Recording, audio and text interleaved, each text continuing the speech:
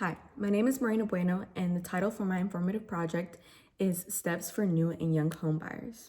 My purpose for this speech is to inform my audience on the importance of knowing the market and mortgages that best suit them, to then use these tools to be better prepared when they're interested in looking for a forever home. My main focus is to inform you guys on why being a new homebuyer is sometimes a tedious process, but in times like this, it's important to take advantage and be informed. Being a new and young homebuyer comes with many obligations and confusing material to obtain. First, we will determine how you will afford your home. Then, the importance of obtaining a good real estate agent to go house hunting with for your lifestyle and budget. Finally, some last purchasing tips when your closing date is set in stone. The reason for my interest in this topic is because I am a psych major with much interest in helping others and guiding them with the right tools to make difficult tasks easier with the more they know. I also have been studying for my real estate license, so this is a great way for me to expand my studies.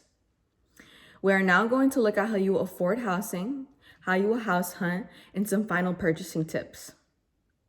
Determining how you will afford a home.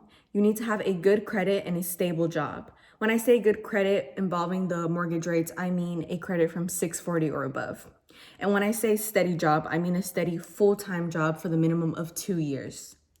You then need a sizable amount of money saved up for your down payment, which is a percentage of your total home cost, which can vary from 3.5% or 5%. Then you will be choosing a mortgage that is right for you and understanding the state of economy we're in and the state of economy you're in.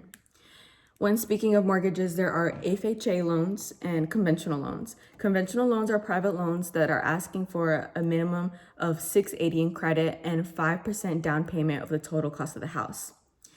FHA loans are government loans for first-time buyers and is very flexible.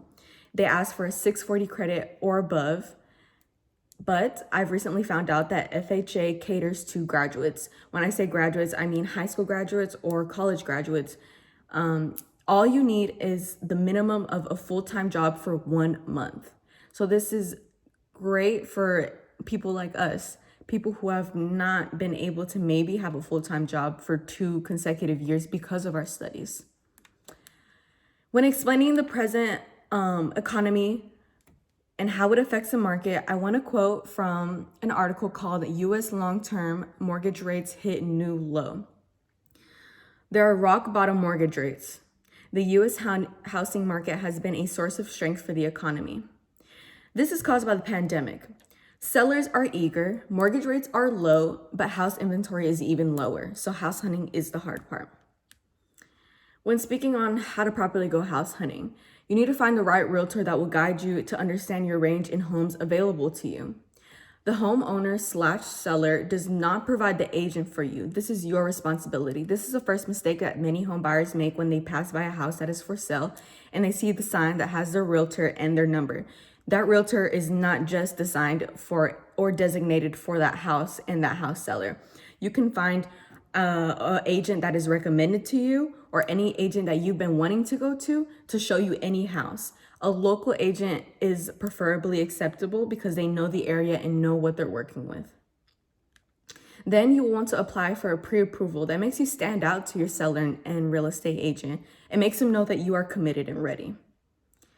With the pandemic, there is an online 3D home tours that are becoming widely available, which leads you to have more detailed questions to ask your realtor.